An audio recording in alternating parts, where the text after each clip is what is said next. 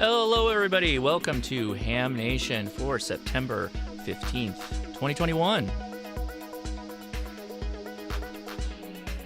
And how's it going, everybody? I am Josh, KI6NAZ. Thanks for clicking on the Ham Radio Crash Course to watch Ham Nation. We're back again. Thanks so much again for coming out.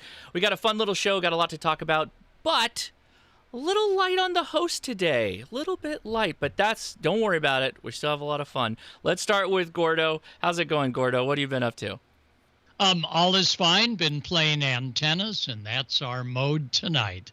Very good. Well, Amanda, where is everybody? What happened?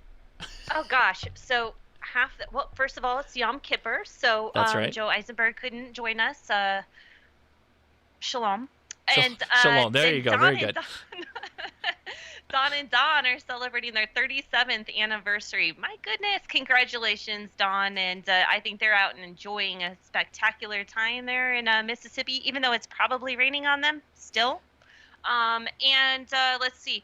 Randy just didn't have anything, and that's it. And Val was super, super busy. She kind of wanted to be here this evening. So anyhow, I do have some great stuff tonight. We've got a wonderful guest, Ben Quo. AI6YR is going to be sharing some of his adventures in amateur radio and beyond. Let's put it that way. So with that, let's send it over to Gordo. Let's do it. Gordo, take it away. Well, for those of you that have the tech license, thinking of getting your general, and are maybe going to be taking a trip this fall somewhere in the mobile unit, I get a lot of questions about what kind of big coil Texas bug catcher antenna should I get for my mobile? And I say, well, if you're just getting started with a mobile installation on HF, your best investment is an inexpensive fiberglass whip with a stainless steel tip. MFJ makes them, Hamsticks make them. A lot of other folks make similar type. The loading coil is right here in this section that you see here. That's the loading coil. And they're under 30 bucks, although MFJ makes a great set, 10 through 75 meters, that'll handle 500 watts.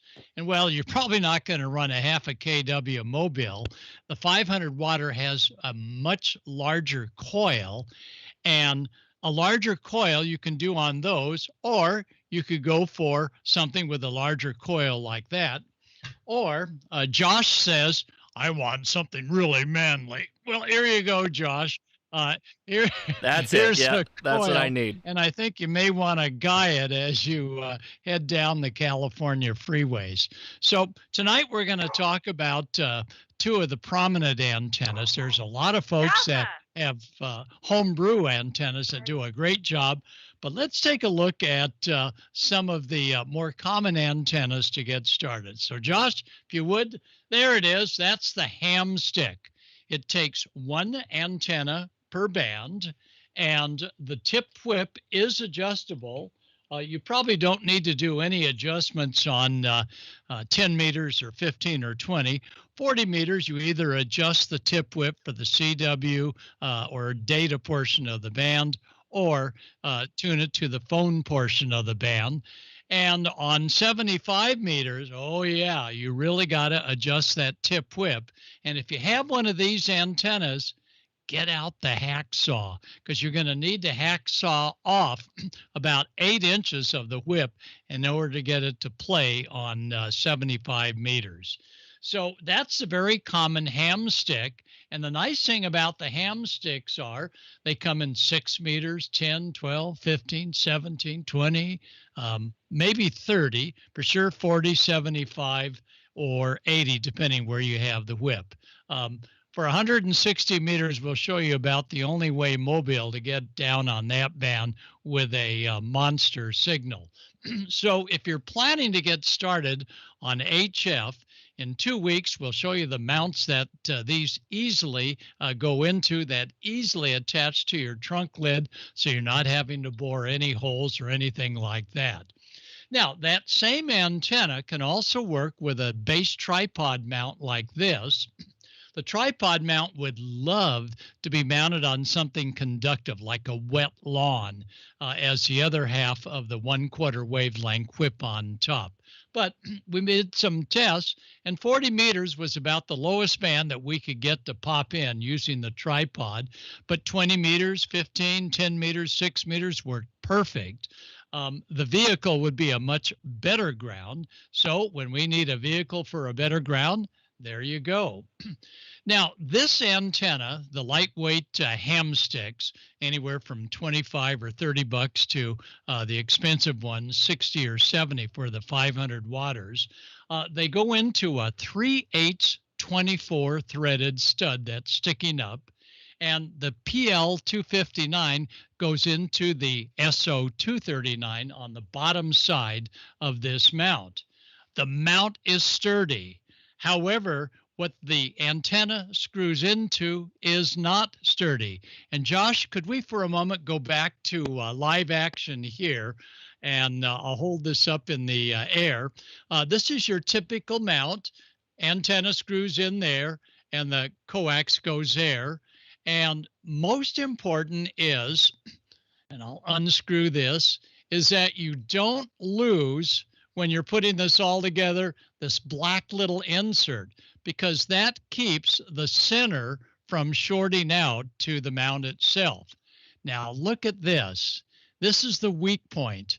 This is actually pushed into, swedged into the mount. And if you have any major sized antennas, which we'll talk about, this will pull right out and you can kiss your antenna. You only get a chance to kiss it. It's gone on the next highway or breezeway. All right, back to photos. So be very cautious that you don't put a real heavy antenna mount antenna on that mount that looks like this. And see, that one's white. Don't lose that washer. And it also has a groove in it, and the groove needs to be down to keep your ham sticks perfectly centered without shorting out on the mount. And again, this is upside down. I'm just showing you the groove. When you go to pop it into the hole that's going to accommodate the L bracket, double check that the little grooves are pointing straight down. Now, each of the ham sticks have an adjustment. Inexpensive ham sticks usually have an Allen screw for tightening up to the whip resonance. And the problem with the Allen screw is after you do it about 4 or 5 times, it becomes stripped, and then it's just a mess. This one is a professional Allen screw on the diamond high-frequency whips. They do not strip. But inexpensive ones, the Allen screw will begin to rust, and you just have a mess. So if you can back out what was supplied and put in either a stainless steel Allen screw, or better yet, a regular blade screw, then you've got a great way of making sure the whip is going to stay in place. Now, you can always tell the performance of a whip antenna like these, not by looking at it, but after you transmit for a few minutes, run back aft, grab the whip right there where the loading coil is, and oh my, that's warm. Well, it's warm because the coil has losses, and that's what is the factor of pulling down the performance of these great ham sticks, and that is voltage is at its greatest at the tip end of the antenna. Current is at its greatest as it enters this coil. And if you have a coil winding that is too small, you're going to find that it's going to heat up. And any heat that the coil gives off is lost signals. So something to think about. Now, we've exposed the coil just by peeling back the outer jacket. And we have found that the MFJ and ham sticks all have a wonderful black or sometimes white outer jacket. You don't need to do this. You can easily feel the coil getting warm or not through the jacket. The popular Hustler antennas, they're great antennas. They have the kilowatt coils, and the larger the coil, the lower our losses are for resistance. And what we're looking for is that coil is going to perfectly match the antenna to the supplied tip whip. This is the Outbacker. Don W6 GPS brought these in years and years ago. If ever you find one, get it. They're no longer produced here locally as an Outbacker, but there are similar types to it. but they've never been able to figure out how they got the Outbacker to work so well in Australia. It's a real workhorse antenna. On the swap mates, you see them for about $100. Oh my God, $100? Believe me, that's a deal. Immediately get it. Now, Josh is going to talk about this a little bit further. Josh, this is what we see on a computer. How are you looking at the match of your antenna using all these parameters? Well, so mine looks a little different than yours, but let's see. Looking at that, we're at, you're on 6 megahertz, right? Yep. So you're... Well, actually, you can even show yours if you'd like when we get through this shot here. I will. Well, we'll do that when we get to the end of the show, but because this is going to be a little live demonstration of a couple of antennas I got. But you're showing, is that an SWR 17? Where is the... Yeah. So I had to look carefully myself. But these are the type of antenna plots that if you're very technical and you do your own antenna designing, the Rig Expert device is a wonderful one to use. However, like me, I just want to make sure the antenna's resonant, so I'll just use the MFJ SWR analyzer because the needle I can see much easier in the direct sunlight. Now, when we go to a larger coil, and there are some excellent coils that are available, and they all have a little fly lead, and as you on receive run it up and down the coil, you'll know when you're at resonance when inductive reactance of the coil is equal to the capacitive reactance of the tip whip. And now that is a series RLC circuit. So about the only thing that's going to impede the radio waves is a little bit of resistance. And the larger the coil, the more performance the antenna is going to give you with RF output. But as you can see, you've got to take down this setup each time you change bands and do a new tap point on that coil. Well, getting around from that are the screwdriver antennas. And lately, one of the absolutely most popular ones are the Tar Heel antennas. And the Tar Heel antennas are a great design. They've been out there for probably 15 years, and they just continue to perform. Parts are available. I can't say enough good things about the Tar Heel antennas. And take a look at this. There's a micro or a mini Tar Heel on a wagon. I hope the wagon is made out of metal. I doubt it, but nonetheless, it's always an attention getter. But they make them that small for small vehicles. So if you got a real small vehicle, there you go. Well, now comes the popular high Q antenna. And a lot of folks have been saying, yeah, I hear that it's no longer around. Well, the business was sold by Charlie. And Charlie, Hotel Alpha 5, Charlie Mike Golf, W6HIQ, his call signs. Charlie Guinness is a RF engineer, worked for years for, I believe, Boeing, and he developed the high Q antenna. And the high Q antenna, this is one for the military. The very first ones he came out with were with a push rod that would run up and down inside the antenna coil, not the other way around, beryllium inside the coil to make good conductivity, and that stuff is dangerous. So luckily none leaks out, at least not that I've had on my fingers, but be very cautious anytime you're working around any type of beryllium conductor goo that is actually not a goo, not a paste, but a coating that is inside some of these moving part antennas. His was manually adjusted, and boy, great for demonstrations. You'd run it up and down the coil, and when you hit resonance, you knew it. The background noise would go from S3 to about 20/9 and then back down. And depending as to which coil you had, the Q point was either very sharp or a little bit more broad banded. Well, the high Q antennas are now located, from what we last understood, in Arizona. And the business was relocated to Chino Hills, Arizona. The company that owns it is an Alaska company owned by Diane Bachman.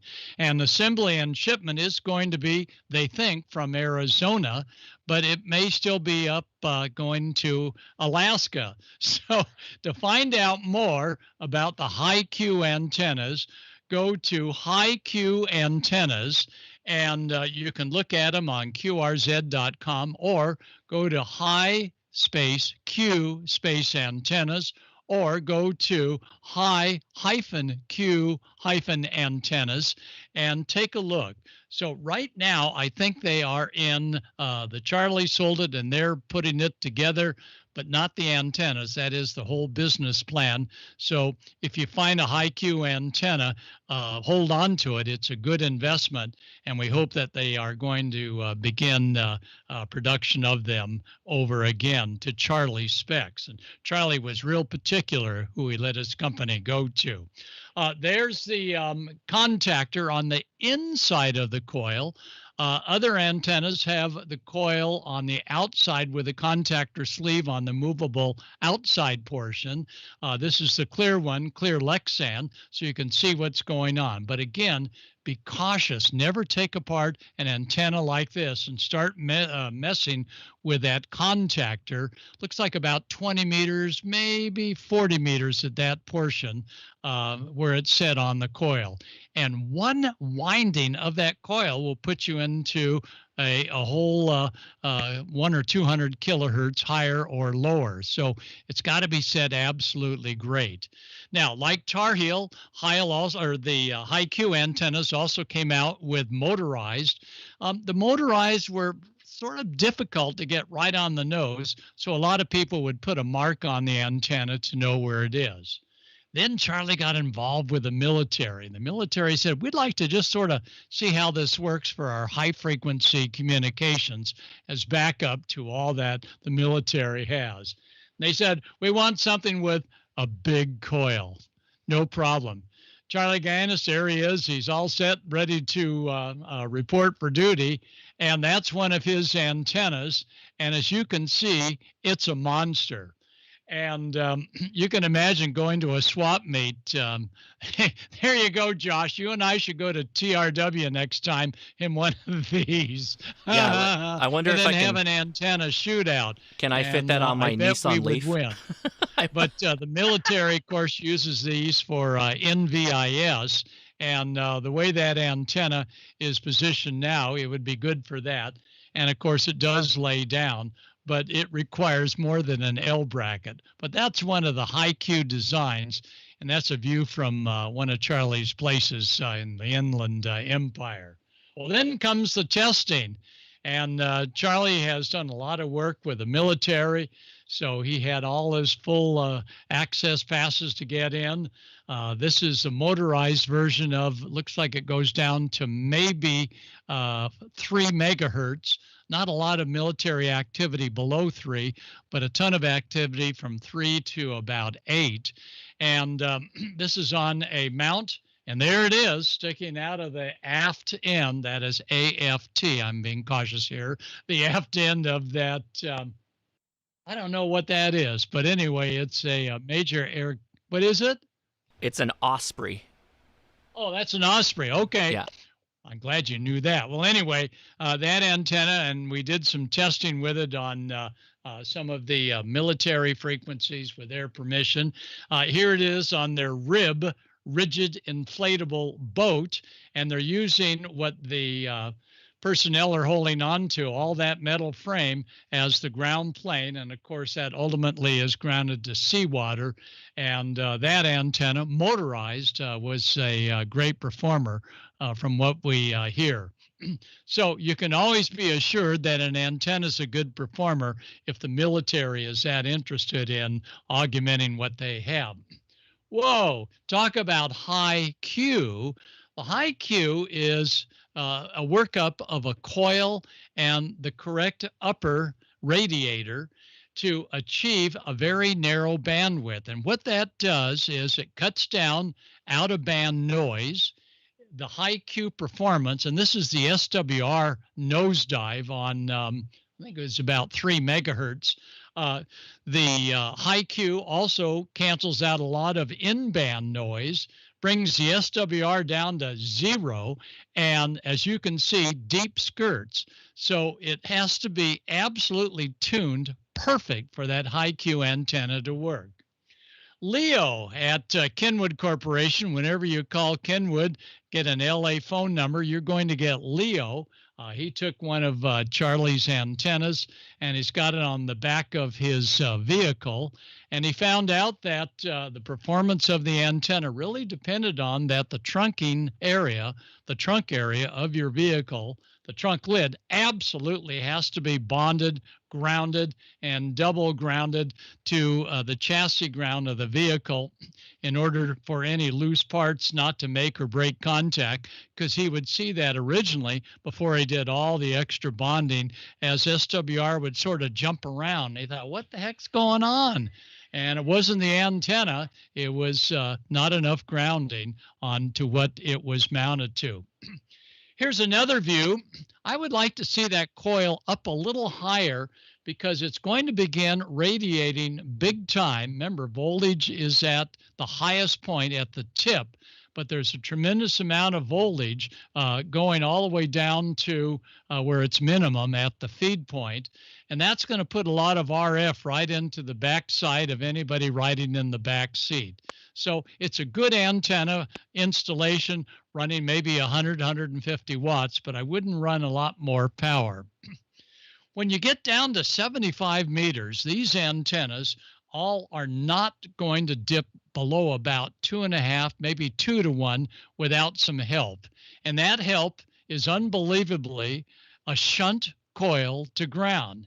If you were to measure the PL259 at that coil, you would see that or actually measure it at the operator's position with a PL259 into the antenna with that coil. It's going to look like a direct short to DC. But to RF, the coil really doesn't have much effect on 10, 15, or 20. But on 40, it'll bring that SWR from about 28 ohms up to near 50 ohms. And on 75 meters, sometimes you have to pull that coil a little bit wider apart. But you're probably going to need the inductive coil or a capacitor for that match at the base. Easier yet is inside your vehicle, although it still doesn't satisfy a little bit of radiation coming off the coax going back aft to the antenna, is a variable inductor or a variable capacitor. I like the variable inductor, like the coils that are inside this MFJ device, because it bleeds off any static as you're driving through Arizona and Texas that may build up on a hot, dry day. Capacity is another way to go to achieve that max, but I enjoy the coils a little bit more in that they seem a little bit more hardy, and I've not burned out any coils yet, but I have lunched some capacitors. Now, putting the coil too close to metal is going to detune the antenna, any antenna. In this case here, the top of our comm van is fiberglass, so there's no problem there at all. And the antenna did very, very well. And that looks like about the 3-inch antenna. To really get performance on these type of bug catchers, as they're called, you need capacity, X sub C, up at the top. And a good way to get capacity without lengthening the length of that tip whip to the point it's going to strike bridges is to put a capacity hat. Now, you can do a loopy-loo like this one, commercially available. I think DX Engineering has them. This one is a lampshade that he added some additional wires. And notice that on the black coil, he's got a couple of marks so he can tell with a little window that he also etched in there when the antenna contactor is at the correct position for probably low SWR. But that capacity hat, once it's on the antenna, I'd like it a little bit higher, but even in this installation, it's going to take away the need of about 5 or 6 turns of the black inner coil on the inside of that black device, the coil housing. So capacity hats do make a difference, but they are a tree grabber, and you could lose the whole antenna if you aren't careful. There we go, Josh. Here you go. Your way to 75 meters with the world's strongest signal with almost no loss, or maybe 160 meters. These are the extension poles all the way up to a huge capacity hat at the tip top. You can see it on the left-hand side on the right rear bumper of that Jeep. And he has it well grounded, and probably needs an antenna tuner if he's going to run it on both bands. And there's almost no coils at all. It's all real live antenna. The coil matching and capacitor matching would be inside, probably a manual antenna tuner. And for those of you in the satellite industry with the motors that would turn the big satellite dish one way or the other way, or bring it all the way down, a lot of motorized mounts are a great way that an RVer, even with a capacity hat on, can lay that antenna down electronically. So that's one good way to minimize it. And another good way to minimize the look of the antennas, or someone saying, I'm not getting in that car with those antennas sticking up. Here's George out here in Southern Cal, and what he does, it's all on a trailer hitch, and he can undo the whole array. And he'll no longer have the 6 meters on the left side or the high frequency with a high Q antenna on the right side. Nonetheless, he still is on, he'll be driving with a much sleeker rig with a real easy way to undo that antenna. I know that, So Ham. again, I know, George. A big, huge antenna like this, I don't recommend it unless you've been going around with a big antenna like this. And I suggest start out with a little ham sticks from MFJ, or ham sticks themselves, or whoever has them, and you'll have a terrific way of going on the air. And in 2 weeks from tonight, if I'm here, I'll be happy to show you some of the neat mounts that Comet and Diamond and many of the others make for these type of for the lightweight antenna installations. So that's my story. We got some questions. I'll turn it over to Josh, and then Josh, I'll let you throw it to Icom America. Josh? Sounds good. Amanda, we got a lot of questions. Oh, yeah, not that bad, Gordo. Yeah, we got a lot of questions. First of all, I just wanted to mention Tar Heel is it's on my wish list for camping portable, definitely. So one question was, I needed to ask about the octopus antennas, and Brett Glass, he really favors them. Because if you can't run a long wire or make a big loop, that's what he would go to. What's your thoughts on them, Gordo? Okay, and say again, Amanda, the type of antenna we're talking about? He said in quotations, octopus. It's the octopus. Yeah, multi-band dipole with hex beams. Yeah. Yeah, those would be very effective for mobile at rest. And the more antenna that you can get out there to capture a signal, generally, the better it's going to perform than a small whip.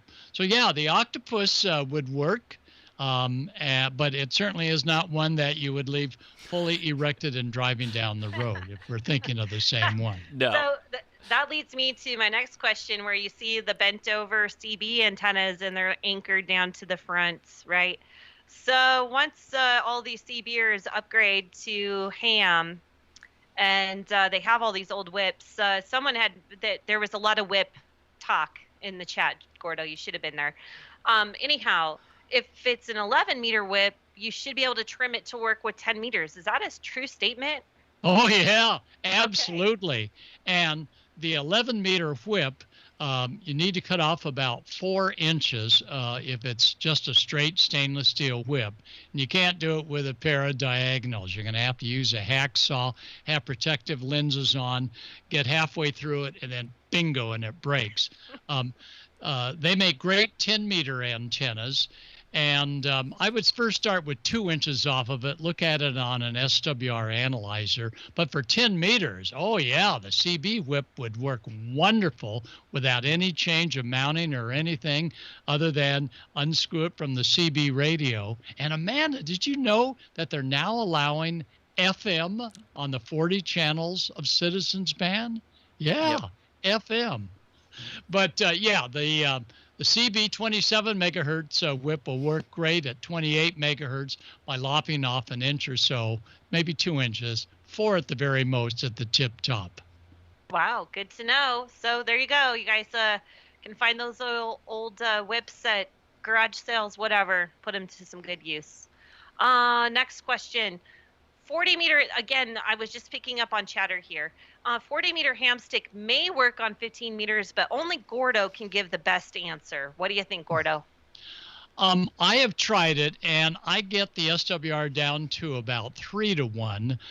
Then I have to use either the radio's built-in tuner or a manual tuner to bring it down to 1 to 1. So, yeah, you can try 15 meters on a 40-meter whip, but you're going to find that a dipole for 40 meters, 32 feet per side, will work fine on 15. But on a loaded smaller whip antenna, that coil is going to throw that off a little bit. So you're not going to get quite the low SWR in 15 that you would with a longer dipole. Very good. All right. Josh, did I miss anything? Somebody mentioned bonding, which Gordo did talk about on the trunk lid. I happen to drive an electric car that has a similar antenna, and I had to bond my doors, the hatch in the back, and the hood in the front to deal with all of it. So bonding is your radio would appreciate it if you consider bonding. Wow. Now, if Josh, is just listening to this, what actually does bonding mean? That would be like tying all of the metal parts to a large common ground, such as the automobile frame. And that's usually done with wide strap or copper tape, usually the wide silver tin strap with a non-conductive coating on it will keep it from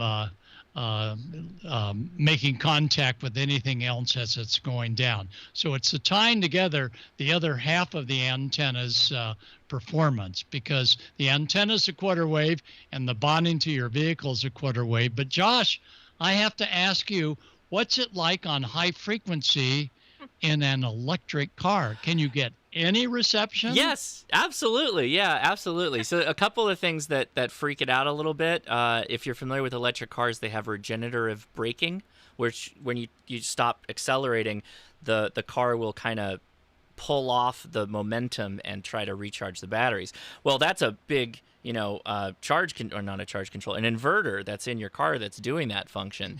And that can turn into noise that you will hear on the radio. I found that the gratuitous amount of bonding that I did, and obviously I've got a toroid on the feed point of the radio, that seemed to help knock things down significantly. So works okay. Obviously, if I'm stopped and I shut everything off and I'm running just off a battery, I'll get much better noise. But anywhere I'm about 1 to 2 S units of noise. Oh, wow. Well, that's not bad at all. Above whatever the ambient noise flow would be. So well, that's not too bad at all. Not bad. But again, I had to bond everything. Serious amount of bonding, yeah. And when you're doing a big DX contact on the LA freeways, you just turn the ignition off because you aren't moving anyway. That's right. I just coast. I just coast when I'm in traffic. It works out fine that way. That's right. That's hilarious. All right, Gordo. I think we got it all. If not, we'll pass the questions on to you in 2 weeks. Thanks so much for a great segment. Yeah, well, you got it, and we encourage everybody for Mobile, including Maritime Mobile, Icom America, my favorite. Icom has the base station of your dreams with the IC7851, IC7610, IC9700, and IC7300 SDR transceivers. Icom's amateur radios are top of the line and are the first choice for contesters across the globe. Robust base stations like these cut through pileups, letting you work the bands and record those contacts. Keep your competitive edge with Icom. Heard it, worked it, logged it. The IC7851 gives you a new window into the RF world and is HF excellence unparalleled. With faster processors, high input gain, high display resolution, and a cleaner signal, it's truly the pinnacle of HF perfection. Dual receivers, digital IF filters, memory keyer, digital voice recorder, high-resolution Spectrum waterfall display, enhanced PC connectivity, and SD memory card slot. The Icom IC7610 is the SDR every ham wants. This high-performance SDR can pick out the faintest of signals even in the presence of stronger adjacent signals. The IC7610 is a direct sampling software-defined radio that will change the world's definition of an SDR transceiver. RF direct sampling system, 110 dB RMDR, independent dual receivers, and dual digicell. Create your own band opening with the IC9700. This transceiver brings direct sampling to the UHF-VHF weak signal world. This all-mode transceiver is loaded with innovative features that are sure to keep you busy: faster processors, higher input gain, higher display resolution, and a cleaner signal. 4.3-inch color touchscreen display, real-time high-speed spectrum scope and waterfall display, smooth satellite operation with 99 satellite channels, dual watch operation, and full duplex operation in satellite mode. The Icom IC7300 changed the way entry-level HF is designed. This high-performance, innovative HF transceiver with a compact design will far exceed your expectations. RF direct sampling, 15 discrete bandpass filters, large 4.3-inch color touchscreen, real-time spectrum scope, and SD memory card slot. Visit icomamerica.com/amateur for more information on all the great Icom radios. All right, and again, we want to thank Icom for sponsoring Ham Nation here on Ham Radio Crash Course. We really do appreciate it. And I want to remind everybody, at the end of every episode we do, you can go to icomamerica/Ham Nation. Link is in the description for all of this, and you can enter their giveaway. They do 2 giveaways a month. They'll do a swag giveaway twice a month, and then at the end of the month, they'll give away a radio, which is that 2730A. So the swag giveaways for this round of episode is Ron H, KO4LYX, Michael S, KQ400, and Mike B, KF0MJB. And the winner of the 2730 is Scott C, KB5UZB. So thanks, everybody, for getting involved in the giveaway, and thank you again to Icom for helping the show out. So make sure you go join, because, again, it's a free swag giveaway, and you get a chance to win a radio. If you win the swag, you get entered into the monthly giveaway at the end. So the only way to enter is by clicking on that link. So make sure you follow the link in the description. All right, so I'm going to throw it over to Amanda, who's got a great interview with Ben. Amanda, what's going on? Hey, I do want to introduce Ben Quo, 8i6YR. Now, if you're anybody, if you've been a ham on Twitter, you probably know who this guy is. He's tweeting. I don't even know how many times you tweet a day, Ben, but welcome to the show. Thanks for being here. Yeah, thanks for having me here. Oh, absolutely. This is going to be great. So, I'm going to start general here. What do you do? How long have you been in ham radio? What got you into ham radio? Go ahead. Yeah. So, ham radio has been part of my life for actually just a few years. I think it was, it's only been a handful of years, but I got in because, funny enough, my son was interested in amateur radio, and I didn't know anything about it. And he said, hey, I want to buy a radio to listen to. He was interested at the time in public safety. And how it is when you go buying equipment, sometimes, hey, you've got to put your call sign in. And he says, hey, I don't have a call sign. How do I do this? And And I looked at all the requirements and I said, hey, I know how to do a lot of this stuff. I studied electrical engineering in college and passed the test. Actually did the I did tech, general, and extra in the same week. And since then, it's been a great hobby. I love it. Perfect. So you have a unique technique of putting a lot of stuff out on Twitter for information. I guess your expertises are natural disasters, anything that's cool, kind of like SpaceX that just happened tonight. I love the Animal Hour, and Josh is showing the Twitter feed there. But how did that become a thing for you? Yeah. You know what? It was an accident actually, and it was because of amateur radio.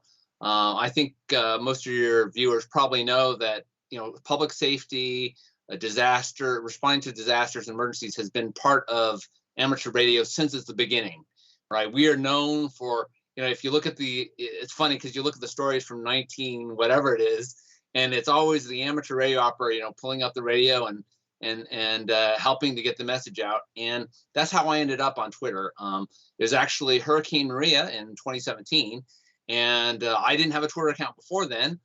And I saw that, and I think everyone, all the amateur radio operators here probably have heard of all the issues that went on with Puerto Rico and all that. I actually got involved before it hit Puerto Rico, when there's a small island nation called Dominica, which got run over by Hurricane Maria. As Category 5 storm. They lost 90% of their roofs. They had no phone, they had no power, they had no internet. And interestingly enough, nobody knew that there was anything wrong. So, I think people go, oh, no one said anything, so we're fine. But it turned out there's a bunch of amateur radio operators on the island who were trying to deal with the issue. And they were actually on HF. And they actually had, interestingly enough, in the Caribbean, they have a repeater network set up between all the different islands. And they were able to communicate that way. And the word got out that they were, they had amateur radio operators out there. And I stepped in and I just wanted to see what was going on. And I realized that they needed help, and I jumped in. And that's why I started putting up the Twitter feed, is because they would be relaying information back and forth, and started putting up on the internet because other people I thought would like to know what was going on. Very interesting. Now you bring up, we didn't talk about this last night, but this repeater network that's in between the islands, very, very interesting on how that operates, different countries and all of that. Is that correct? So yeah. It was fascinating because you wouldn't think, and the other thing about that whole operation was the fact that the internet and radio was tied together. So they actually had an Echolink server on a different island, so you could hear what was going on there locally. So it's very fascinating. People go, oh, Echolink, it's not really ham radio, but it bridged the gap between the real radio and then everyone else in the world. And the other thing that was cool about it is I was using SDR radio, actually remote radio, remote hams, to listen in on them because propagation from California wasn't happening. And so I was actually going into a radio someone had set up in Florida, and that's where I was hearing all the traffic and talking to these guys. So that was interesting. I actually ended up relaying information from the State Department to the island for evacuations of American citizens. They actually sent the USS Wasp out there, and no one heard about it. They were putting C-130s in and tactical teams, and all because of the amateur radio operators on the island. Wow, amazing. And basically what we all heard about was our team of 50 that went out there to help after the fact once they could finally travel to there. So wow, amazing. So you had mentioned a little bit about listening through an SDR. Do you use any other kind of special equipment to monitor your local traffic or any of that? I mean, I'm guessing you have some scanners and things like that. So it's really an interesting thing. So locally, of course, listening on a scanner, actually a billion. I actually have a bank of handheld radios, so you can put every different channel on there, sitting over the right of me. But the other beauty nowadays is you can get radio channels that are on the internet as well. So people have put their own receivers up, and almost every who does that as a ham. People go, oh, hey, look, there's a great radio feed. Well, no, it's because a ham radio guy set it up. It just doesn't appear, or gal. It's somebody who set up a feed, set up their own scanner and put it on the internet. And that's another way to leverage kind of the skills that we have as radio operators in a general way. Sure. Well, I've listened to some Broadcastify channels before, and when they're intermixed, I don't know who picks out information in that. And then you have to learn all the lingo. So I think you probably spent some time doing that too, where you learn the 10 codes and other short language of what you were actually hearing, I suppose. Yeah. It's always been I find that a lot of the people who listen to scanners become amateur radio operators and vice versa. Mm-hmm. And then, funny enough, the listening skills you learn working HF have a lot to do with whether or not you can understand what's going on some of the public safety feeds, because they're staticky. You can't quite hear what they're doing. Funny enough, if you're listening over the internet, there's a difference in how people talk. So even just listening to someone in the South or in the Northeast or whatever is gonna, if you haven't been on the radio and doing amateur radio and listening to HF and talking to people across the nation, then it's hard for you to understand that. Yeah, and even DX stations are, it's all different. Yeah, it's really hard to hear them or understand what they're saying. So I get that completely. The next question I had was this is people are like, he has 28,000 followers, by the way. I have to put that out there. 28,000 followers on Twitter. I have like 12. Anyhow, a lot of people take this information dear to heart, and he puts out only accurate information. I just want to let Ben is very, he never tweets things that are inaccurate or unknown sources, which I really respect of his feed. And the next thing is that I don't know if anyone's ever been like, there's this group over here that says this kind of traffic should be encrypted and we shouldn't even be knowing about it. But you have kind of a different feel for that, don't you? I think people have appreciated and used your information. So, there's a big argument in the world about whether or not public safety information should be encrypted or not. Mm-hmm. And a lot of departments are encrypting their information. However, I found that the folks in California, at least with wildfires, really, really, really know that having that access for us and anyone else who wants is very important. We actually talked to the chief of the Orange County Fire Authority, and they were encrypting. And we said, wait a second, this is so valuable to the public to know, hey, if there's a fire and if, do people need to evacuate or not, or where do they need to be? And they said, hey, we're not going to encrypt this. We're going to fix that problem. And they did. And I was very involved with one of the big fires here in our area called the Thomas Fire. And I actually was told by the Office of Emergency Management folks and firefighters and other folks that they actually use my feed to figure out what's going on. Because when you are on the ground on one of those fires, they don't see the whole picture, right? They hear little snippets of what they're doing. They don't know what's going on, as a whole. And when other people are listening, and as long as you're doing it accurately, and, you mentioned being accurate about things, it's just like, if you've ever done any of the training for ACS, ARES, don't pass information that's speculation, right? It's stuff you actually hear or everything that's direct. So that's helpful as long as you're doing it that way. Absolutely. And, that's when I first contacted Ben. It was during the Thomas Fire because my sister has a home in Santa Barbara and very worried about the next round of evacuations on a day-to-day, hour-to-hour basis, really. And I said, call me, text me, whatever you have to do. Let me know if this neighborhood is getting evacuated. And Ben was very, very kind. So I appreciate that. And a lot of people do. So, that's not the only thing you do, though. You stay busy in a lot of stuff in amateur radio. You're very connected with the Conejo Valley Amateur Radio Club. And you were with them this summer. Yeah. We actually managed to do field day, believe it or not. It was it's been a long pandemic, but there was that little window where everything was clear and we had a field day, and that was awesome.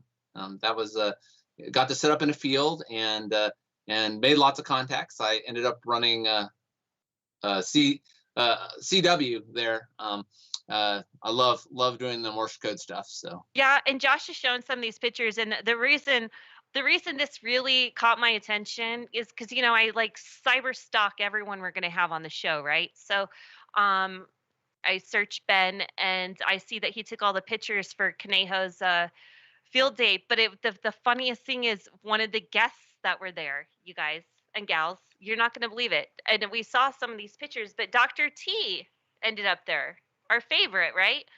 So this is the group that she went and visited with. So I thought it was pretty amazing. They must be a pretty cool crowd if Tamitha decided to go visit with this group. And did you get to talk with Dr. T and stuff, Ben?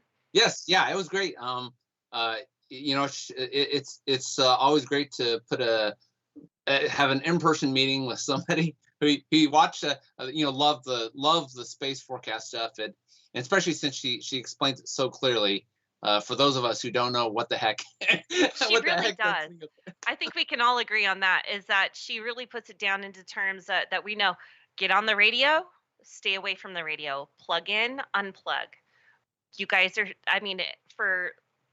she's like, you're not going to have any luck on the radio this weekend. So, and I see how outdoorsy you guys all are. And this brings me to my next thing. Ben is just all over the place, you guys. So Ben, back in April of this year, I believe it was, yes, helped locate a lost hiker all by a photo that you saw on Twitter of his feet. Yes. Is that correct? Yes. Yeah. So actually, funny enough, a lot of the stuff I do in amateur radio helped me gain all the skills to do that. So what happened is the Los Angeles County Sheriff's Department put up this picture saying, hey, does anyone know, where this guy is? Can you help us?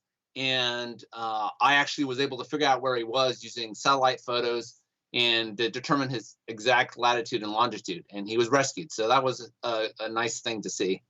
But it was all, all the stuff I do with amateur radio kind of came into it, because the reason I knew some of the skills, one of them is I do summits on the air a lot. So I don't know how many of your viewers do SOTA, but you're always looking at maps, you're always looking at the satellites, trying to figure out where peak is, where you need to be. That's part of it. Part of it is I love doing the satellite contacts. So contacting people, especially the ISS, is a lot of fun, the ISS repeater. And understanding that, you learn all about the space technology, all about the satellites. And all of that kind of, gets is involved. Do a lot of mesh networking. And mesh networking, you do the same thing. You're always looking at those satellite maps, trying to figure out where can you aim that antenna, where you'll actually see something. So it's all part of that. And I like some of the things that California does. They really put to good use. And you guys probably need some more grants to build out your systems there. But mesh networking for fire spotting, smoke spotting, all of those things, right? That's probably a pretty big deal there. Yeah, we actually, speaking of the Thomas fire, we actually caught the first video of that fire using our mesh network. And unfortunately, I was subpoenaed and had to testify in a case about that video for the folks about who was responsible for starting the fire. So they used our camera images as evidence. I don't know what they ended up with there, but it was, it's a mesh network which covers most of the county, and we've got cameras on them, so you can actually go and look and see what's going on. And it's really, really, really useful in fires to be able to see this and pass that on. And the local agencies do use that information for us. Sure. So just to give credit where it's due, whose mesh network is it? Is this like a joint operation between clubs, or is it an Aries group? Or? It is a bunch of individuals. So that's the beauty of mesh networking, is you can put up a node, I can put up a node, anyone can put it up, and we can all connect. And so there's a couple of groups that do have some important links on the hills. The Pleasant Valley Amateur Radio Club, another club, has some of those, but anybody can do it. So anyone who has a mesh node, you I don't know if you've this is one of them. This is a 2 gig ubiquity. Oh, yeah. You can get all different varieties of these things and mount them anywhere you want. And the nearest one I have goes 20 miles to a mesh point. And you can, video, you can do chat, you can do audio, you can do a lot of things. And some file transfer, right? Maybe even during an areas thing, ICS forms if need be. Yeah. It's basically the internet, but it's our own private internet network. Sure. So, in fact, when some people lost power during another disaster up here, the Montecito mud flow, that was because of the Thomas fire, the whole area of Carpinteria was basically disconnected. And one of the ham radio guys there had a mesh network operate. He's the only guy, only person in that town with internet, because it went straight up to one of our nodes and out. It was kind of funny. And you know what you find out is that the news stations will all try to steal it. So, well, thank you so much, Ben. Anything else you want our viewers to know tonight? You know what? The only thing I would say is, ham radio is got so many aspects to it. There's so many things you can play with. It is the best hobby out there. Make sure you don't get stuck doing one thing in amateur radio. Check out all the cool stuff we can do, because obviously a lot of that gets talked about on Ham Nation, but there's a lot of cool stuff, and just go try it all. Good advice. I like that advice. Josh, any questions from the chat? Yeah, so going back to the talk of the hiker, you mentioned you've done summits on the air before, so you kind of knew the area a little bit, but what was it that kind of helped you zero in? Because I remember reading the article, you said, boy, I just didn't want to give them the wrong direction, and I think at the end you had them down to 3/4 of a mile, right? Wow. Or was it closer than that? He was picked up within a half a mile where I gave him, but he was on the move. So they actually headed to the point I gave it, turned the helicopter up out of the fog. So he actually almost didn't get rescued because the fog was rolling in. And so he started moving uphill. And when they got to the point I gave him, they said, "Oh, the fog's here. Let's see what we can see." And they turned the helicopter uphill, and there he was. So literally right away.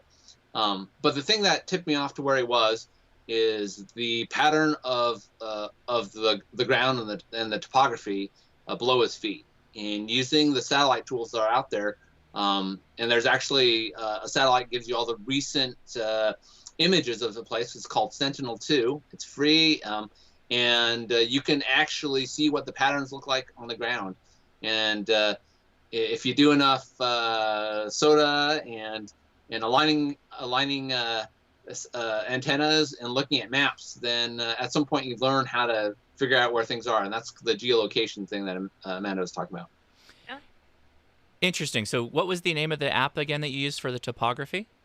I use Google Earth, and also there's a satellite called the Sentinel-2 satellite, which is run by the European Union. And between those two, that's how I got the info. Very good.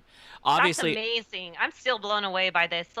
Who did you send it to? The Office of Emergency Management? So they had a phone number to dial in tips. Now, okay. The funny thing is, I don't know if it actually went through there, because somebody who followed me on Twitter was on the search and rescue team, and I think they convinced them to actually look at my information, because they said, "Hey, this guy kind of knows what he's doing." Otherwise, I think they probably have 8,000 armchair detectives. I know, he's next to Elvis, Right. Right. That does make sense. So that was awesome. Anything else, Josh? Yeah, everybody clued in the chat of your radio there. So why don't you tell everybody about that radio that's right next to you on the right side? 51J4, which I restored to working order. It was a friend of mine had it, and the coils were not working. And so I went through and replaced it and tuned it up, and it works great. And it's what the great thing about those radios is they are real buttons and knobs. Yes. If you move and change bands, you actually hear a clunking noise. I should do that, but you clunk, clunk, clunk, and when you move things, you hear gears going. It's none of this little chintzy stuff on new radios. It's like you've moved from one band to another. It's like a tank. I like it. That's awesome. Very good. Thank you, Ben. I appreciate it. Well, thank you, Ben, so much for being here. Don't forget to follow him on Twitter, AI6YRHam. Just look for that, or just look for his call sign. You'll find him. And the link is in the description for all the stories that we talked about today, as well as Ben on Twitter. Please check him out. And most likely, like after he gets off here and a little bit later, it's when animal hour starts. So that's when all the cute puppy videos and parrots talking and all of that comes out. So one of my favorite hours from Ben. All right, Ben, thank you so much for being here tonight. Thanks, Ben. You guys later. All right, so we're going to send it over to Josh. Yeah, did anybody catch the targeted media here on this website? I certainly did. Good job. So they must be hitting hard on knowing what I'm looking at, because yes, I'm running this from my house. Crazy. So that was those are Oakley frog skins, and that is definitely what they were showing me right there, which is Oakley frog skins. So. Wow, shipping worked really fast. Once I saw that ad during the interview, I just had to go get some. Anyway, thanks again, Ben, by the way. That was great. And thank you for what you do on Twitter. I think it's really helpful. I love the meshing of so many different communication technologies like Twitter, right? Ham Twitter is a real thing. For those of you that aren't on Twitter, just start searching ham radio terms in Twitter. You're going to find a great group of people. I promise you, so make sure you check that out. Okay, so obviously Gordo was talking about antennas, and I've been playing around with some antennas. I'm playing around with the antennas all the time, but I've been playing around, as I always do with my antenna analyzers, and this is my Rig Expert AA170, which the AA170 will basically take you through all of HF and up into 2 meters. It won't do 70 centimeters, and that's when antenna analyzers start to get more expensive, and you start getting into type N connectors for feed line loss and all that fun stuff that you got to be considerate of. So if you don't know what this is, and I do have I've got a couple antennas here that we're going to look at, but let me just turn this on and show you what we're looking at. Some of you have seen this, maybe you haven't, but we'll just kind of zoom in here. So here's my Rig Expert, and we're going to scan the SWR for my antenna that I have right here, which is on 40 meters. So we hit that. It centers it on 150 with a 150 kilohertz wide check, and we can see this display right there. Okay, so that's where my dip is, and we can use little arrows to drag it over here. Come on, once it's done. There we go. Do that again. And we'll give you, okay, so that's good enough. So we can use the arrows to slide the frequency over, although it's moving kind of slowly. Let's do that a different way. Scan that again, see where that dip is. So you can kind of tune this into what frequency, where the resonance spot is. You see I missed it a little bit. But anyway, you can do this in the field, and it makes it really easy. But a lot of times when you're home, or say you're working on your home antenna, you want to get kind of the best capabilities out of it, you can often plug these into your computer. And that's what we're going to show you real quick. So let's turn this guy off. There's a little USB type B connector right there. Plug it in. And now turn it on, and we're going to get a different screen now. We're going to see the backlight goes away to save on battery. You might have a hard time seeing that, but it says PC mode. Okay, now we're in PC mode. So back over on my computer, we bring up this little shot here. Now I'm running what's called Ant Scope 2 version 1.22, and it says analyzer not connected. And I apologize if you can't see the lines. I'll sort that out in a second for you. But you can do the same thing with the tiny VNA, which was right next to it, or sorry, Nano VNA, and that's something called Nano VNA Saver, and that connects over USB-C into your USB-A connection into your computer. So I'm going to go through and connect my analyzer. In this case, it's smart enough that it knows I have an AA170 connected on that port on USB. Didn't like that. What's that about? Of course, when you go live, you know how it works. Let's see if it got it. It's so true. I know. Gotta love that. So it does note the full range takes you from 100 to 170 megahertz, which is on this right-hand side here. So if I do a run against this antenna, let's just see what it looks at, or what it looks like if you take the whole band, and then we'll kind of narrow it down. So there we go. Whoa, what's going on with that antenna? What antenna do I have connected? Okay. You better check on that thing. I know. See, we've got all kinds of stuff going on. So let me readjust that. Is that the one? This live video stuff's always get you. Where is it?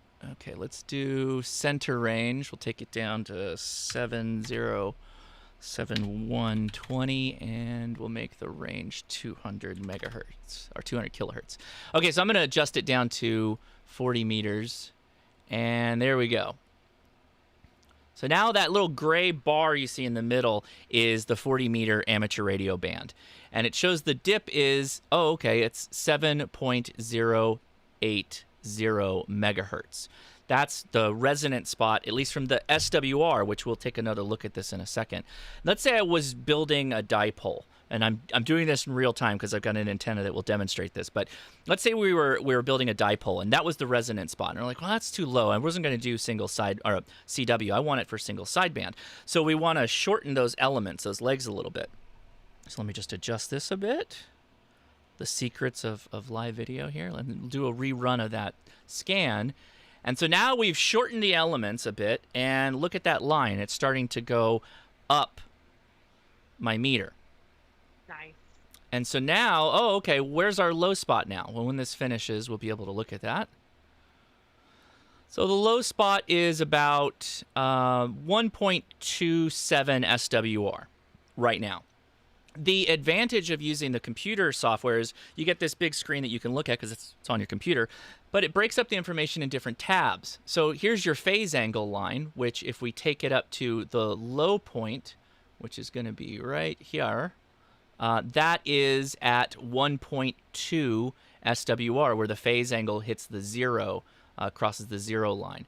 So that's basically saying that, okay, hey, we've got our antenna and our phase angle close together, which means it's both at a resonant spot and also at the impedance that your radio will like. Generally, we say under 2-to-1 is good. Radios start to fold back power at the 3-to-1 SWR mark. And there's obviously more information here, which Gordo showed some plots for on his, let me zero these out so you can see a little bit better.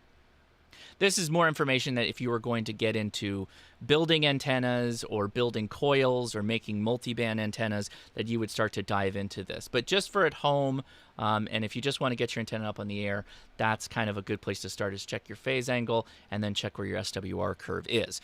This is my step IR antenna that I'm showing you right now. So that adjustment point allows me, I can slide it up and down really quickly, and I can do a quick little change here, and I can make it look like it's moved again, right? So let's say you made another adjustment and you're going to rerun it. And sure enough, now our green line is slid a little bit higher up the bandwidth view. So that's helpful. You know, again, the best example of that is if you're tuning, let's say, a dipole antenna, or you're building a vertical antenna, or multi-band dipole, multi-band vertical, that kind of stuff too. So very good. That was pretty much all I wanted to say. Most of these antenna analyzers today will offer this capability for you to get them onto your computer, again, via the little USB connection right there in the bottom. And the Nano VNA as well does this with USB-C, which is an inexpensive option. And in fact, getting it on your computer is probably the best way to use the Nano VNA. It can be a little tough to work with if you're just using the little tappy tap on the screen. So things to keep in mind there. Anyway, let's go back up to the host and see who's... Gordo's there and Amanda's there. Very good. If there's any questions, I'll take a look real quick. Did you see any, Amanda? Yeah, does the analyzer show return loss? Yes, it will show. So you can use that to also check your coax out too. So if you have feed line loss, and then return loss is going to be a ratio of what your standing wave ratio is. Isn't that right, Gordo? Am I saying that correctly? Yeah, that's pretty much it. All right. I don't see anything else. Mostly just the Nano VNA talk. So I think that these are pretty complicated, but I think that they're very needed when you're putting up new antennas. And field day, for one, find your guy to bring one of those so you know exactly where your antenna is set. You know, a lot of people throw up dipoles and things like that. Mm-hmm. Bring it. Sweep them. Find out where it's good for. Cut if necessary. If you're going to be if this is your phone station, you don't want to be resonant on CW. That's not going to help you out that much. Do what you can, but you know, we'll make it work because it's field day, right? But anyhow, yeah, I was gonna say it's actually not difficult to get up and running with an antenna analyzer. I feel pretty quickly. it's where you're playing with like multi-band antennas or ones where you're adjusting your phase and your SWR to kind of be close. Generally, a lot of times they'll be close together already. Sometimes they're not, though, and so that's where you start to play those games. But then you can go really down the rabbit hole, and you need to be an antenna designer, an RF engineer if you want to be. You do, and then there's the other complication is you don't know if you have like the correct balun. Like a lot of them aren't marked. So you're like, is this a 1-to-1 or is this a 4-to-1? Has anyone else gone through that? Please tell me it's not just me. And good news, the International Space Station is now back on crossband repeat. Here's a simple little dual band mobile, and I hooked up with a station in Arizona, not too far away, but we're going all the way up in space and back. Nice. So That's that was fantastic. on an earlier pass at 9:15 California time. We're going to have one that's not quite overhead, but I hope to hear you on the space station tonight. Yeah, very good. What kind of antenna are you running to do that? I think people should know just so that they kind of consider what they might need. This is a simple 2-meter 440 mobile antenna on a metal ground plane, which is going to give me a real high angle of radiation, yet still be able to pick it up when the satellite comes over the horizons. Very good. I did have to make one more comment to you, Gordo. Yes. I think that the ham world kind of freaked out, and this was a few years ago when they found out that they were making the first aluminum car, or maybe it was a truck, and all hams were like, oh, what are we going to do for all of our antennas? So that trend didn't stick. That's actually a big complaint that some hams have when they have trucks that are a cab on frame. Gorilla glue, because you often need to bond the frame to the cab, and also don't forget that exhaust system, because that's a lot of metal too, and you'll sometimes have to bond the exhaust system to the chassis to get it all electrically connected to really cut down on any noise. Gosh, please tell me you have like a whole video of you, Josh, bonding your whole electric car. I do. Yeah, I do. Yeah, it's up. Okay. Actually, I've made 2 videos on the topic a bit, but I did one where I did a deep dive on talking about the right serrated washers to use, because a lot of times you don't have to go in there and scrub the paint off. In fact, that's not a good idea. They make washers that will bite in just enough to give you that electrical connection that you don't have to go damage your car for a long time. And check your connections, because remember, aluminum and steel, the aluminum is going to give off its electrons to protect the steel, called galvanic corrosion. Yep. There was another comment somebody said about my step IR. I have 2 or 3 videos already up on building my step IR in my home. In my garage, not my home. The wife wouldn't let me do that. And then getting it up on the roof and setting up and all that. And I am doing not a wrap-up video, but a review from a long-term use case. And then I'm going to talk about the controller box and how to use it, because, it's one of those cool little antennas that has stepper motors that dials out and pulls back in the metal tape and adjusts the frequency for whatever frequency you want to be on. I'll tell you, we laid out our Cushcraft A4S in our family room. Because it was winter time and it was cold outside, so I was not going to be cleaning up traps and all of the crud that goes with it. So there was this whole living room full of old towels, and we're in there scrubbing with Gordo knows this job, undoing the screws, cleaning all the rust off, and putting them back on, all laid out in our living room. So there you go. Yeah, that's a thing we got to do. It is. And we're pretty soon. I'm sure we're ready to wrap up here. Yeah. So, coming soon, we're going to have Tim Duffy on, and he's going to be talking about things to do to shore up your station before winter comes, during fall time. Get you ready for winter. Get you ready for the DX season. And contest season, I should say. So look forward to that. Other than that, let's see. We've got some nets. So 14 Charlie, they already said it's hot and rockin'. So get on there as soon as possible. And then we have HF on 7192. And Steve, W7UDI, I have not seen him on chat tonight, so he could be deployed on a fire. But check around 14268 or thereabouts, and you can hear him. DMR 31012. So don't forget, get on there and say hello. I realized we forgot something. We didn't run Amateur Radio Newsline. We didn't. Because somebody just said, run "Where's it?" Dawn tonight?" And we need to remind everybody it's Dawn's 37th anniversary. That's why we forgot Amateur Radio Newsline. We were supposed to remember. Dawn, I apologize. Let's run that right now.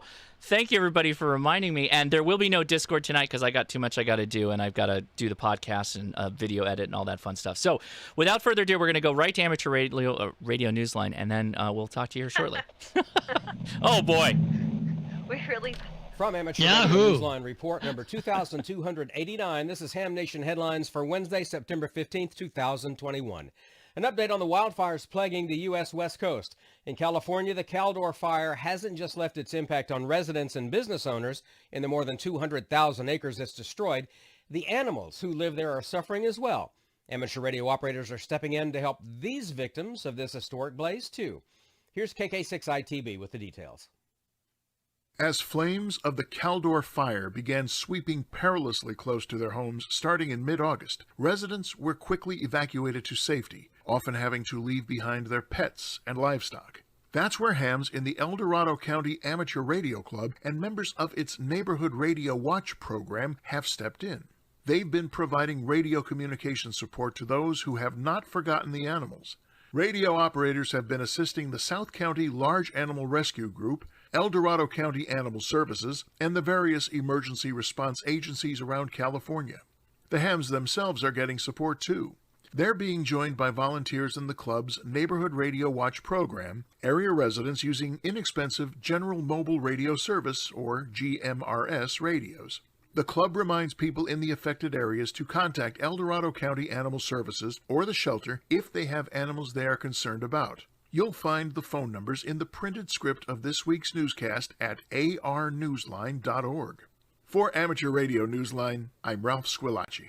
2 European-built amateur radio satellites were destroyed in an explosion during their rocket's first test flight. The pair of AMSAT EA Genesis satellites that were aboard the first test flight of Firefly Aerospace's Alpha launch vehicle were destroyed when the rocket, fueled by kerosene, launched from the Vandenberg Air Force Base northwest of Los Angeles and then exploded. The blast blew apart the Genesis L and Genesis N satellites that had been built in collaboration with the Universidad Europea and ICAI. Earliest reports on Twitter described what happened 2.5 minutes after liftoff, saying the vehicle, quote, appeared to lose control and tumble moments before the fiery explosion, end quote. Firefly tweeted, quote, Alpha experienced an anomaly during the first stage ascent that resulted in the loss of the vehicle, end quote. For Amateur Radio Newsline, I'm Ed Durant, DD5LP. America's Appalachian Trail has always captured hikers' imaginations, and next month it'll be capturing hundreds and hundreds of miles of radio signals. The 2,190-mile-long Appalachian Trail will present 2,190 miles of possibilities for SOTA and POTA activators on Saturday, October 2nd. SOTA enthusiasts are already registering to activate summits that are within a short distance on the trail, and hams will be calling between 1,200 and 2,100 UTC throughout the day. If you're an avid hiker as well as a SOTA or POTA activator, you have time to add your name and your summit or park of choice to the list by sending an email to atontheair@gmail.com. SOTA activators may also post an alert on SOTA Watch.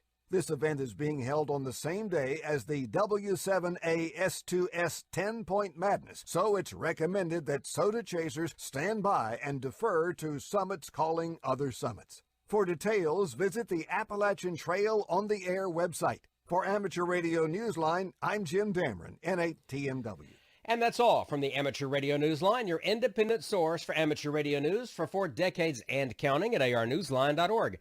With Ralph Squillace, KK6ITB, Ed Durant, DD5LP, Jim Dameron, N8TMW, Karen Eve Murray, KD2GUT at the news desk in New York, and our news team across the globe, I'm Don Wellbanks, AE5DW. 7-3, we'll see you next time here on Ham Nation. Now here's the solar update from Dr. Tamitha Skov, WX6SWW. We have multiple bright regions on the Earth-facing disk, including a couple big flare players, and the sun is launching solar storms left and right. Those stories and more in the news this week. Space weather this week is definitely keeping us on our toes. As we take a look at the Earth-facing sun, look at all these bright regions, both in the north and in the south. As a matter of fact, early on the 8th, wham, do you see that? That is region 2864, and it launches a partially Earth-directed solar storm that goes off to Earth's west. Now, it has given us a glancing blow, but it's not really done much but bump us up to active conditions. Meanwhile, shortly thereafter, whoosh, do you see that? That is a filament eruption, and that launches a solar storm. That one looks like it's going to go east of Earth, so we're kind of getting missed on either side. But meanwhile, we still have a lot of activity. We do even have a filament. If you can see this thing, this is crossing through the Earth strike zone right now, and if it erupts, it could launch a solar storm directed toward Earth. So we're definitely on pins and needles. Meanwhile, as these regions rotate off of the Earth-facing disk, it looks like we'll finally see a little bit of a quiet period, and we'll get kind of a little bit of a respite for at least a few days before more regions begin to rotate into Earth view. Switching to our M-flare threat meter, you can see the X-ray flux over the past week has not been too bad. We've been sitting a little bit above the B floor, and we have been popping some flares. We got some serious activity right around the 8th. That's when we popped nearly that M-class flare. That was from region 2864 when it launched that solar storm that's grazing Earth now. And as a matter of fact, by proxy, the solar flux has been increasing. In fact, during this period between about the 7th and the 10th, we actually had crested over 100 and made triple digits in the solar flux. So amateur radio operators and emergency responders, if you've been enjoying some decent radio propagation on Earth's day side, that is the reason why. But meanwhile, things are beginning to calm down just a little bit. We're back into the 90s, and we could go and dip into about the mid 80s by the time all of these regions rotate off of the Earth-facing disk. And it definitely looks like we're going to see a bit of time elapse before we get some new bright regions rotate into Earth view. So it could be maybe over the next 4 or 5 days, things will continue to quiet down a bit, and we should get a respite from the risk of radio blackouts. Switching to our solar storm conditions, you can see over this past week we've had basically unsettled conditions and even quiet conditions, but we have had a couple sporadic instances of hitting active conditions. The first time was back on the 8th, and this was due to a glancing blow from a solar storm and maybe a pocket of fast solar wind. It was a little bit hard to tell. That managed to give us some beautiful aurora at high latitudes and even down into mid latitudes for a little while before things began to settle down. Then things kind of quieted down, and with that big solar storm that was launched off to the Earth's west from region 2864, well, it's been a glancing blow, and late on the 10th it managed to bump us up to active conditions again, and we're still settling down from that, and that brought us yet another nice set of aurora, especially at high latitudes. But then things are once again beginning to settle down, and although we don't have any other storms in the forecast to really hit Earth, aurora photographers, definitely don't put your cameras away, because we do have maybe a glancing blow, and if that big filament erupts that we're looking at on the sun's disk right now, wow, we could be in for a nice show. Switching to our solar storm conditions and aurora possibilities over the coming week, we are experiencing that glancing blow from one of those solar storms that was launched to the west of Earth, and we are also anticipating that other solar storm that should be going off to the east of Earth, but it could also give us a glancing blow. So at high latitudes, NOAA is expecting unsettled conditions, but we could have up to about a 25% chance of a major storm, and those chances will kind of settle down over the next couple days.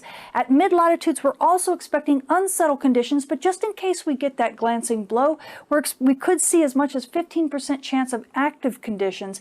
So aurora photographers, definitely keep your cameras at the ready, because aurora could happen. And on top of that, as things begin to settle down throughout the week, just remember, these conditions could change very rapidly if that filament that's passing through the Earth strike zone right now actually does erupt and becomes a solar storm, because it could very well be Earth directed. So the space weather this week is definitely keeping us on our toes. We have a partially Earth-directed solar storm that's giving us a glancing blow right now to the west. We could have a glancing blow to the east, so we could be seeing a little bit of aurora. So aurora photographers, definitely keep your batteries charged. We also have a filament that's rotating in through the Earth strike zone that looks like it's about to launch, so we're also watching that, because if that does launch, it could definitely be an Earth-directed solar storm. So let's keep our fingers crossed for that. Now, on top of that, amateur radio operators and emergency responders, well, you've been enjoying some decent solar flux in the low 90s, but things are going to kind of die off just a little bit here over the next few days. And this is because a lot of those bright regions on the Earth-facing disk are rotating off to the sun's far side. So if you expect the amateur radio propagation to kind of fizzle just a little bit, it will return. I promise you, just hang in there. Now, also GPS users, well, we actually have a risk right now for radio blackouts due to a couple big flare players on the Earth-facing disk. So if you are anywhere near the dawn or the dusk terminator, or you happen to be on Earth's night side in case there's a little bit of aurora, you need to be very careful to make sure your GPS reception is not giving you trouble. I'm Tamitha Skov, the Space Weather Woman. Thank you for watching. And of course, I ended up with I'm muted, so that's great. I could not have done a better job. Anyway, I was saying we need Don because he would have kept us honest, and truly kept us honest. Oh man. Anyway, that'll do it for us. Yes, thank you. I appreciate that. That's what I guess screwed me all up when I was running the show here. It was totally my fault. I through right to you. Didn't scroll that far down in my dock. It's okay. I thought I had it. Well, we got it at the end. Thanks, everybody, for watching. Gordo, thanks so much again. Amanda, thanks so much. 73, everybody. We'll talk to you later. See ya.